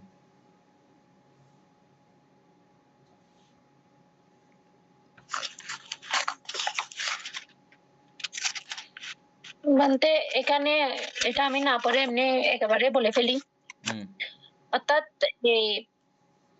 এখন হচ্ছে যে আমাদের যদি এটার আগে বুঝতে হবে যে ভবাঙ্গ, অর্থাৎ এখন হচ্ছে যে ভবাঙ্গর অবস্থা আমাদের চলমান, যেটা এটা ভবাঙ্গ। তো এই ভবাঙ্গ থেকে হঠাৎ করে আমার পঞ্চ ইন্দ্রিয়, ষড় ইন্দ্রিয় এবং ষড় আলম্বনের দ্বারা কোনো কিছু স্পর্শিত হলো, বা আমি চোখের দ্বারা রূপের মধ্যে স্পর্শিত হলো, ওইখানে আমার মনস্কার যুক্ত হলো। মনস্কার যুক্ত হওয়ার সাথে সাথে ওইখানে আমার চক্ষু বিজ্ঞানটা উৎপন্ন হয়ে গেল। কোনো কিছু দেখার সাথে সাথে তিনটার যখন সম্মিলনে আমার চক্ষু বিজ্ঞান উৎপন্ন হয়ে গেল। চক্ষু বিজ্ঞান উৎপন্ন হওয়ার পরে এরপরে সেম ইয়েটা ওইটা সন্তিরণে সেটা গ্রহণ করিল চিত্তটা। তো এরপরে সন্তিরণে গিয়ে সেটা আমি বিচার বিবেচনা করলাম যে এটা আমি কি দেখেছি। তখন ওই জায়গায় চিন্তা করলাম একটা ফুল দেখেছি, কি ফুল, সেটা হচ্ছে গোলাপ ফুল। তারপর সেটা গোলাপ ফুলের গিয়ে ওই পর্যন্ত চিত্ত কিন্তু ওই নিষ্ক্রিয় অবস্থায় ছিল, এখানে কোনো ধরনের হেতু যুক্ত হয় নাই, লোভ দেশ মোহ বা অলোভ অদেশ মোহ। সন্তিরণে গিয়ে হঠাৎ করে আমার মনস্কার ওই জায়গা থেকে সরে অথবা চোখের থেকে আমার কানের মধ্যে চলে গেল, বা আমি কোনো একটা শব্দ শুনলাম, ওই জায়গায় আমার মনস্কারটা থেমে অন্যদিকে চলে গেল, এবং সেম জায়গায় ওই চিত্রটা থেমে গেল। থেমে যাওয়ার পরে তখন সেটা বিপাকে মানে বিপাক হয়ে গেছে। অতীত যখন হয়ে গেল তখন বিপাক।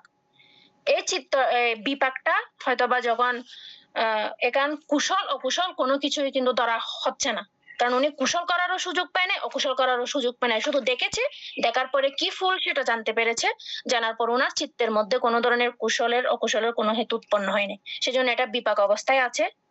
এটা যদি কোনো কারণে যদি কারণের জবনস্থান পর্যন্ত পৌঁছাতে পারে নাই যখন, এটা পরবর্তীতে বা পরবর্তী জন্মে হোক বা প্রবর্তনে যাই হোক না কেন, যদি সুযোগ পাই সেটা ফল দিবে, আর যদি সুযোগ না পাই তাহলে সেটা ফল দিবে না। এটাই হচ্ছে কথা বলতে। এখন শেষ করে দেবো আমরা ক্লাস অবশ্য। আমি আরেকবার ভান্তে ওই লাস্টের লাইনটা আবার বুঝি নাই ভান্তে, এর জন্য একটু ওই যে প্রশ্ন ছিল, ওই যে লোকদের সমূহ ওই যে যারা পরিচালিত হয় নাই এই জন্য এইসব বিপাক চিত্ত, তারপর অতটুকু পর্যন্ত তো ঠিকই আছে, মানে লোকদের সমূহ মানে সংগঠিত হয় নাই, কিন্তু তৎপর ওই যখন ওই ফুলটি পাইবার বা না পাইবার উপভোগ বা অনুপভোগের ইচ্ছা জন্মে তখন চিত্তের সক্রিয় অবস্থা বা কর্মাবস্থা হেতু সংযোগ হয়। তারপর ওই যে ভান্তে একদম লাস্ট লাইনটা, এই রূপে এইসব বিপাক চিত্ত অহেতুক, আগেও বলেছে অহেতুক, এখনো বলছে অহেতুক, ওইটা একটু মানে বুঝতে প্রবলেম হচ্ছে। মানে যখন হেতুযুক্ত হয় নাই তখনও বলছে অহেতুক, আবার হেতুযুক্ত হয়েছে তারপরেও বলছে অহেতুক, ওই দুইটার মধ্যে একটু ডিফারেন্সটা। আমাদের কালকের ক্লাস এবং আজকের ক্লাসের এটা সারাংশ আমি আবার চেষ্টা করতেছি আরেকবার আলোচনা করার জন্য। হ্যাঁ, আমাদের নয়নবাবু ঠিকমতো বলেছেন, এনি বড়বাবু ঠিকমতো বলেছেন, আমি আরেকবার চেষ্টা করতেছি। হ্যাঁ, এটা রিপিট করতে করতে আমাদের অনেক সময় শিক্ষা হয়ে যায়, সেজন্য একটি প্রস্ফুটিত, আমি গোলাপের নাম বলছি না, কোনো একটা বিষয়, ফুটন্ত কোনো একটা বিষয়, যেটা রূপ, চোখে দেখার বিষয়, শব্দ না, গন্ধও না, রসও না, চোখে দেখার বিষয়, এটা আমার চোখের মধ্যে আসলো, উৎপন্ন হলো, চোখ খুললাম মাত্র এটা দেখলাম, চোখ খোলা ছিল, চক্ষুপথে আসলো, এটা মানে চোখের আওতাভুক্ত হলো। পিছনে থাকলে তো আমরা দেখি না, নির্দিষ্ট একটা এরিয়া থাকে চোখের, কদ্দূর পর্যন্ত আমরা দেখি, এদিকেও একটা নির্দিষ্ট একটা ইয়া থাকে, পিছনের দিকে হালকা দেখি আমরা, সামনে চোখ থাকলেও পিছনের বিষয়গুলো আমরা দেখি। খেয়াল করেছেন আপনারা? নির্দিষ্ট একটা এরিয়া আছে কিন্তু ওর। কখনো যারা চোখ পরীক্ষা করতে গেছেন তারা দেখবেন, আমাদেরকে চোখ পরীক্ষা করা যে এখানে মানে এরকম সাইডের ওগুলো দেখতেছি কিনা, মানে চোখের পুরো অ্যাঙ্গেলগুলো ঠিক আছে কিনা, এগুলো দেখায় আর কি আমাদেরকে। ওইরকম চক্ষু পথে কিছু একটা বিষয়ের উপস্থিত হয়ে চিত্ত তৎপ্রতি আবর্তিত হইয়া জানিল যে চোখের কাজ হইল। ওটা দেখেছে এবং দেখে ওখানে, মানে এটা যদিও বা সাইডে হয়, এটা সামনে হোক বা যেখানেই হবে হোক না কেন, ওটাতে ধরে রেখেছে, কিছুক্ষণ লাগিয়ে রেখেছে, ওই বিষয়টাতে লাগিয়ে রেখে নির্দ্বিধায় এটাকে মানে গ্রহণ করলো, বিনা বাধায় গ্রহণ করলো, এবং এটা চোখের কাজ হয়েছে, এটা কনফার্ম হয়েছে, এটা চোখ দিয়েই হলো, এটা কোনো শব্দ না, এটা কোনো রস না, এটা কোনো গন্ধ না, এটা শুধু চোখের কাজ হয়েছে, এটা অন্য কোনো ইন্দ্রিয়ের নহে। আমরা এখন যেই 5 ইন্দ্রিয়ের কথা পড়তেছি ওই 4 ইন্দ্রিয়ের না, এটা শুধু চোখের কাজ হয়েছে। ইহা চক্ষু বিজ্ঞান, এদূর পর্যন্ত হচ্ছে চক্ষু বিজ্ঞান। তৎপর চিত্ত ইহা গ্রহণ করিল,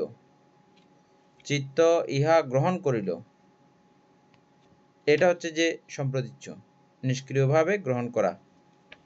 উহাকে গোলাপ ফুল বলিয়া চিনিল, ওই যে দলাটা, ওহো এটা তো গোলাপ ফুল, এটা গোলাপ ফুল বলিয়া চিনিল। ইহা হচ্ছে যে সন্তিরণ, চিনে যাওয়া পর্যন্ত, ফুল বলে চিনে যাওয়া পর্যন্ত হচ্ছে যে এটা সন্তিরণের কাজ। যদি চিনে যায় তাহলে এটা সন্তিরণ চিত্ত উৎপন্ন হয়ে গেছে বুঝতে হবে। এই পর্যন্ত ওই ফুলের প্রতি নিষ্ক্রিয় অবস্থাপন্ন, এই সন্তিরণ পর্যন্ত এখনো সক্রিয় হতে পারে নাই। সক্রিয় বলতে আমরা কি বলছিলাম? লোভ দেশ মোহ বা অলোপ দেশ অমোহ উপস্থিত হয়ে যাওয়া, এখনো এগুলো উপস্থিত হয় নাই বলে এটা সক্রিয় নয়। নিষ্ক্রিয় অবস্থা, ইহা চিত্তের বিপাক অবস্থা। এটা চিত্তের বিপাক অবস্থা, মানে আমাকে অতীত জন্মের কৃত কর্মের, অতীত জন্ম বলতে এখানে দুই প্রকারের অতীত আছে, দুই প্রকারের অতীত। নয়নবাবু বলেন এখানে আমি কোন দুই প্রকারের অতীত বলতেছি? আমি শুনি নাই। এখানে অতীত দুই প্রকারের আছে, দুই প্রকার। দীপেন বাবু বলেন।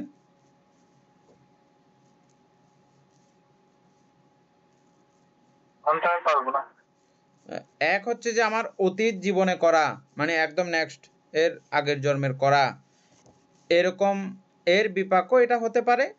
আবার ইহ জীবনে আমি 1 মিনিট আগেও করেছি এমন কর্মের বিপাকও 1 মিনিট পরেও আমাকে দিতে পারে, এটাও কিন্তু অতীত। বুঝা গেছে? ওটাও এক দৃষ্টিকোণ থেকে পূর্বজন্ম, আমার অতীত জন্ম। প্রতি ক্ষণে ক্ষণে এগুলো আমাদের কিন্তু এভাবে জন্মান্তর হই আমরা। প্রতি ক্ষণে ক্ষণে যে আমরা মৃত্যুবরণ করি, ক্ষণিক মৃত্যু পড়বেন আপনারা আরও জানবেন, প্রতি ক্ষণে ক্ষণে আমরা মৃত্যুবরণ করি, ওই দৃষ্টিকোণ থেকেও কিন্তু এটা কিন্তু অতীত জন্মেরই ঘটনা। এটা হচ্ছে যে বিপাক অবস্থা, আমার অতীতের কারণে, অতীতের কর্মের কারণে এখন এটা বিপাক অবস্থা হয়েছে। এই বিপাকের উপরে আমাদের কারো হাত নাই, বিপাক তো ভোগ করতেই হবে। বিপাক অবস্থা, এই পর্যন্ত চিত্ত ওই গোলাপ ফুলের প্রতি কোনো প্রকার সম্প্রযুক্ত হেতু, কোনো প্রকার সম্প্রযুক্ত হেতু বলতে লোভ দেশ মোহ অলোপ অদেশ অমোহ দ্বারা পরিচালিত হয় নাই। এই গোলাপে লোভে বা অলোভে, দেশে বা অদেশে, মোহ বা অমোহ কোনোটার দ্বারা প্রভাবিত পরিচালিত হয় নাই। এই জন্যই বলা হচ্ছে যে কি এটা নিষ্ক্রিয় অবস্থা। এই জন্য এইসব বিপাক চিত্ত অহেতুক। যেহেতু এই 6টা হেতুর মধ্যে কোনো হেতু দ্বারা পরিচালিত হয় নাই, সেহেতু অহেতুক। কিন্তু তারপর যখন ওই ফুলটি পাইবার বা না পাইবার, উপভোগের বা উপভোগ করব না এমন ইচ্ছা জন্মে, তখন চিত্তের সক্রিয় অবস্থা। যখন এটাকে আমি লোভ করব, উফ খুব দারুণ ফুল, এটা আমি বুদ্ধকে পূজা করতে পারবো, অথবা এটা আমার প্রেমিকাকে আমি দিতে পারবো, অথবা এটা আমার প্রেমিককে আমি দিতে পারবো, এরকম চিন্তা করা মাত্র এটাতে আমি সক্রিয় হয়ে গেছি, লোভে সক্রিয় হয়েছি বা অলোভে সক্রিয় হয়েছি। দান করব যখন বললাম, পূজা করব যখন বললাম, তখন এটা অলোভ। আমার প্রেমিককে দেব, এটা কিন্তু আবার দেওয়া, কিন্তু লোভের দেওয়া, দেওয়া দুই প্রকার হয়ে গেছে না? এদিকে বুদ্ধকে যখন এটা দেওয়ার ব্যাপার আসে সেটা অন্য কিছু হয়ে যাচ্ছে, বান থেকে যখন দেওয়ার ব্যাপার আসতেছে সেটা অন্য কিছু, আবার যখন কোনো প্রেমিককে দেওয়ার ব্যাপার আসে তখন অন্য কিছু। হ্যাঁ, এটা দেওয়ার বিষয়টাকে কেন্দ্র করে বিভিন্ন সময় বিভিন্ন রকম হয়ে যেতে পারে। যাই হোক, এই বিষয়টা যখন যুক্ত হবে তখন এখানে হেতু যুক্ত হয়ে যায়। উপভোগের বা অনুপভোগের ইচ্ছা, ফোঁচা ফুল এটা নেব না আমি, হ্যাঁ এটার প্রতি আমার দেশ চলে আসলো, এটা ফোঁচা ফুল, এটা ফুঁচে গেছে, এটা না, এটা নেওয়া যাবে না, এটা কাউকে দেওয়া যাবে না বা কিছু, এটা হয়ে গেলে এটা তখন অন্য দিকে মন নিয়ে নিল। অলোপদেশ অমোহ বা লোভদেশ মোহ, যে কোনো এই 6টা থেকে যে কোনো জায়গাতে এটা হয়ে গেল। ইচ্ছা জন্মে তখন চিত্তের সক্রিয় অবস্থা বা কর্ম অবস্থা উৎপন্ন হয়। সক্রিয় অবস্থা বা কর্ম অবস্থা উৎপন্ন হয়, চিত্ত তখন কর্ম করে ফেলতেছে, নতুন করে কর্ম করতেছে। কর্ম দুই প্রকার, একটা হচ্ছে যে উৎপত্তি কর্ম, বলো এনি আমি তো ভুলে গেছি। উৎপত্তি স্থিতি না, উৎপত্তি কর্ম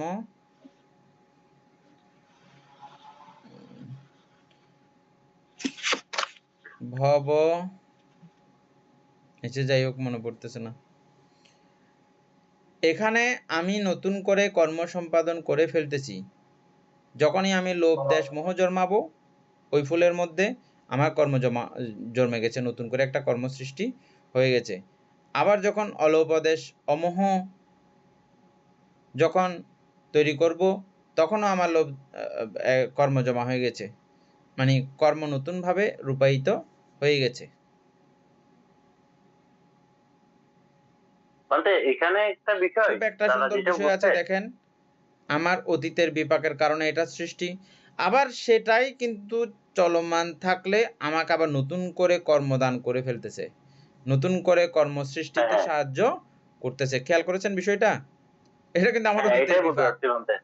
অতীতের বিপাক। মানে সন্তিরণ পর্যন্ত যেটা, মানে সন্তিরণ পর্যন্ত যে কর্মটা বানতে সম্পাদিত হয়ে গেল, এটা আমার অতীতের বিপাক হইতে পারে। এটা হুম অতীতের অহেতুক চিত্তের বিপাক। হুম এখন এরপরে যদি সন্তিরণের পর যদি এটা আবার আমি আবার ওখানে সম্প্রযুক্ত হয়ে যায়, হেতু সম্প্রযুক্ত হয়ে যায়, তখন এটা আমার মানে প্রবর্তন কালের আবার কর্মসৃষ্টি বা সংস্কারের সৃষ্টি হয়ে যাচ্ছে, নতুন যেটা করে সংস্কার পরবর্তীতে সৃষ্টি আমার হচ্ছে। হ্যাঁ সংস্কার সৃষ্টি হচ্ছে এবং যেটা পরবর্তীতে আমাকে আবার বিপাক দিবে। হ্যাঁ, এটা যদি গড়াইতে থাকে, ওখানে বন্ধ হয়ে গেলে তো এটা হ্যাঁ, বিপাকের গড়াইতে দূরে থাকে। শেষ। কিন্তু সন্তিরণে এটাকে বন্ধ হয়ে কেন্দ্র গেলে করে এটা যদি শেষ, সামনে মানে যেতে বিপাক থাকে, শেষ। হ্যাঁ ফুল দেখা, হ্যাঁ, এটা ফুল দেখা সন্তিরণের কার্যক্রম যখনই শেষ হয়ে যায় এটা আমার দূরে পর্যন্ত শেষ। কিন্তু এর পরে যদি গড়াইতে থাকে এটা তখন আবার এই যখন এই হেতুতে সংযোজিত হবে মাত্র এটা কর্ম হয়ে গেল, নতুন কর্ম সৃষ্টি হলো। হ্যাঁ। কর্ম অবস্থা চিত্তের সক্রিয় অবস্থা বা কর্ম অবস্থা উৎপন্ন হয়, হেতু সংযোগ হয়। এখানে তখন হেতু সংযোগ হয়ে যায়, সন্তিরণের পরে যাইলে মাত্র এটা হেতু সংযুক্ত হয়ে গেছে। এই রূপে এই সব বিপাক চিত্ত অহেতুক। এর আগ পর্যন্ত সন্তিরণ অবস্থা পর্যন্ত এটা অহেতুক, যেহেতু হেতু নাই। সন্তিরণের পরে গেলে এটা হেতুযুক্ত, যেটা আমাদের উপাসক প্রশ্ন করেছেন জ্ঞানশ্রী সিংহ, বুঝছেন? মানে সন্তিরণ পর্যন্ত এটা অহেতুক, এর পরবর্তীতে এটা হেতুযুক্ত হয়ে গেছে।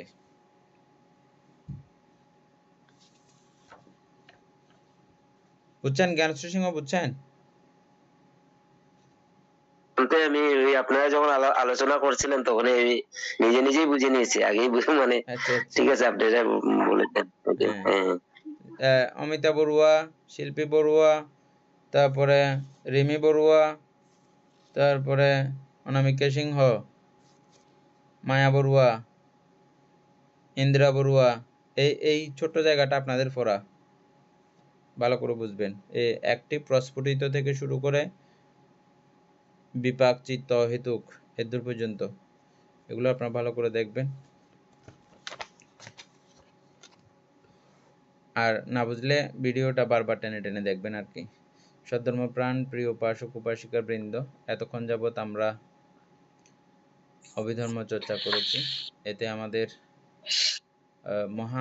মহিয়ান পুণ্য সম্পাদিত হয়েছে। এই পুণ্যরাশি অনন্ত চক্রবালবাসী সত্যগণকে দান করছি, গুরুভান্তি দিওকে দান করছি, মাতা পিতাগণকে দান করছি। যারা আমাকে প্রতিনিয়ত এভাবে ধর্মচর্চায় মহা সমৃদ্ধতা দান করছেন, মহা বা শ্রেষ্ঠ ধন দান করছেন, তাদের সকলের প্রতি আমি মৈত্রী চিত্তে পুণ্য নির্ঝরণ করছি। এবং যারা আমাকে প্রতিনিয়ত চারিপ্রত্যাদি দান করেন তাদেরকেও এই ত্রিপিটক চর্চাজনিত অভিধর্ম চর্চাজনিত পুণ্যরাশি তাদেরকেও দান করছি। এবং এই পুণ্যের কাছে আমরা প্রার্থনা করব প্রত্যেকেই নির্বাণ লাভ করা অবধি অসৎ ব্যক্তি মূর্খ ব্যক্তি পাপ মিত্রের সংসর্গ লাভ না করে সদা সর্বদা জ্ঞানদর্শী কল্যাণ মিত্রের সান্নিধ্য সংসর্গ লাভ করতে সক্ষম হই। এইরূপ সাধু কামনা পোষণ করে আজকের মতো ক্লাস এখানেই সমাপ্ত করছি। সাধু সাধু সাধু। ওকাশ ওকাশ বসালে